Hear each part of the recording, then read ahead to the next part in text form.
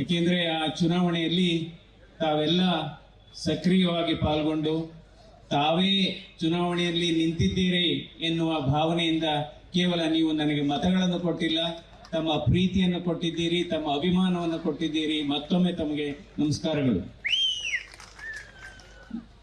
ಅಷ್ಟೇ ಸಿಹಿ ಸುದ್ದಿ, ಅದಕ್ಕಿಂತ ಸಿಹಿ ಸುದ್ದಿ ಅಂದ್ರೆ ಸನ್ಮಾನ್ಯ ಮಾಜಿ ಮುಖ್ಯಮಂತ್ರಿಗಳಾದಂಥ ಕುಮಾರಸ್ವಾಮಿ ಅವರು ಮಂಡ್ಯ ಕ್ಷೇತ್ರದಿಂದ ಸುಮಾರು 3 ಲಕ್ಷ ಮತಗಳ ಅಂತರದಿಂದ ಜಯ ಸಾಧಿಸಿ ಇವತ್ತು ನರೇಂದ್ರ ಮೋದಿ ಅವರ NDA ಒಕ್ಕೂಟದ ಸರ್ಕಾರದಲ್ಲಿ ಅವರು ಉಕ್ಕು ಮತ್ತು ಬೃಹತ್ ಕೈಗಾರಿಕೆ ಸಚಿವರಾಗಿರೋದು ನಮ್ಮೆಲ್ಲರ ಸೌಭಾಗ್ಯ, ನಮ್ಮೆಲ್ಲರ ಸಂತೋಷ ಅಂತ ನನ್ನ ಭಾವನೆ.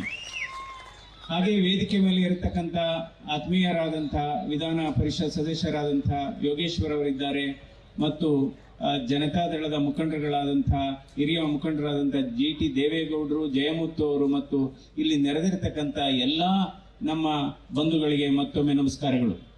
ಇವತ್ತು ಚನ್ನಪಟ್ಟಣ ತಾಲೂಕಿನಲ್ಲಿ ಶಾಸಕರಾದಂಥ ಅಂದರೆ ಇಂದಿನಿಂದ ಅವರು ಚನ್ನಪಟ್ಟಣ ಕ್ಷೇತ್ರಕ್ಕೆ ಮಾಜಿ ಶಾಸಕರಾಗ್ತಾರೆ, ಆದರೆ ಹಾಲಿ ಕೇಂದ್ರ ಮಂತ್ರಿಗಳಾಗ್ತಾರೆ.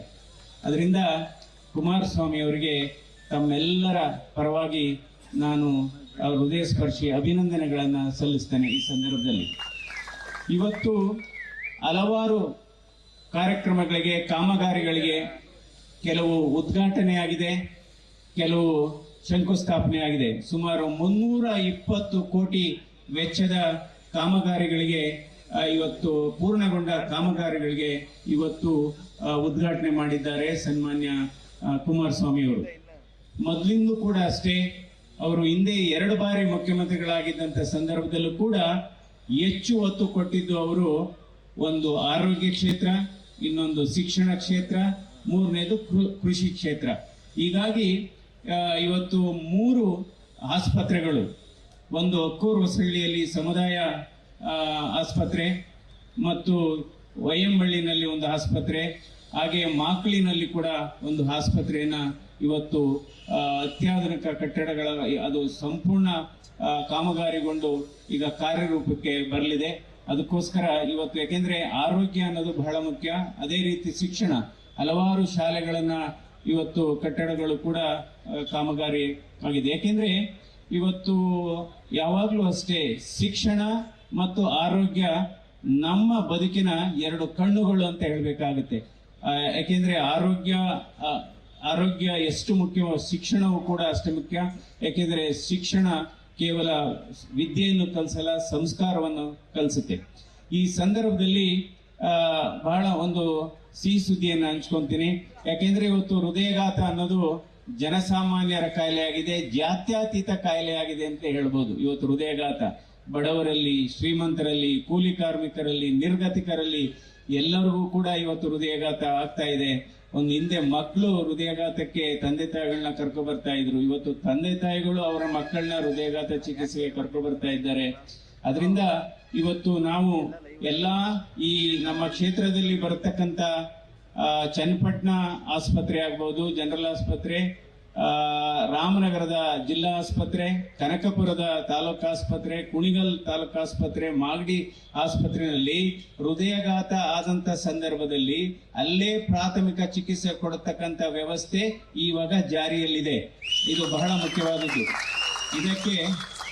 ಅದಕ್ಕೋಸ್ಕರ ಹೃದಯಘಾತ ಆದಂತ ಸಂದರ್ಭದಲ್ಲಿ ತಾವುಗಳು ಈ ಆಸ್ಪತ್ರೆಗೆ ಹೋದ್ರೆ ಅಲ್ಲಿ ಒಂದು ವ್ಯವಸ್ಥೆಯನ್ನ ಮಾಡಿದ್ದೇವೆ.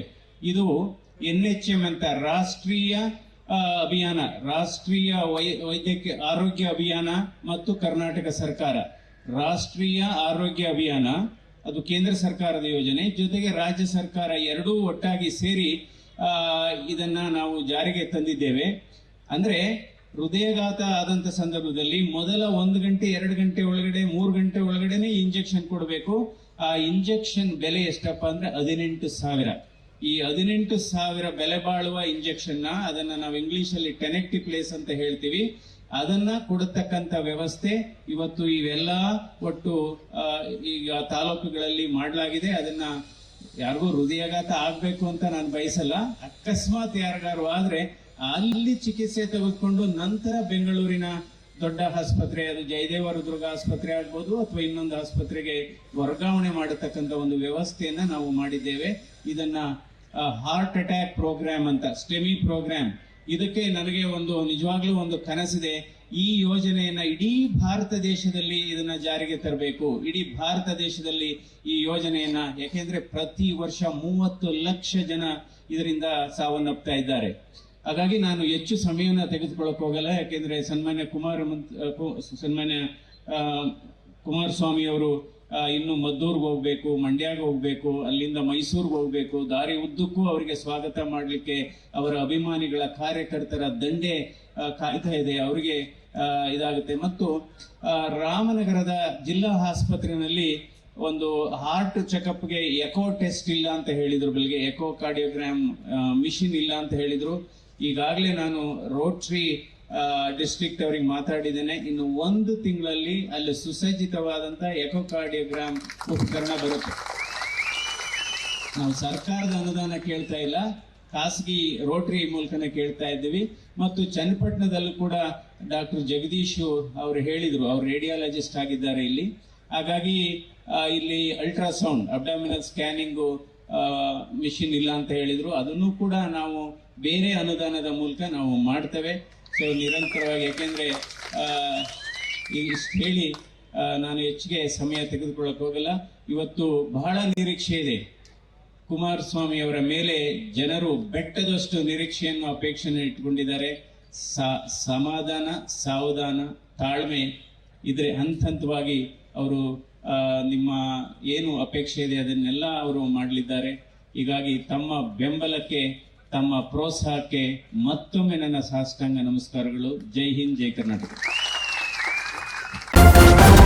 ನ್ಯೂಸ್ ಫಸ್ಟ್, ನಿರ್ಭೀತಿಯಿಂದ ನಿಮ್ಮ ಪರವಾಗಿ.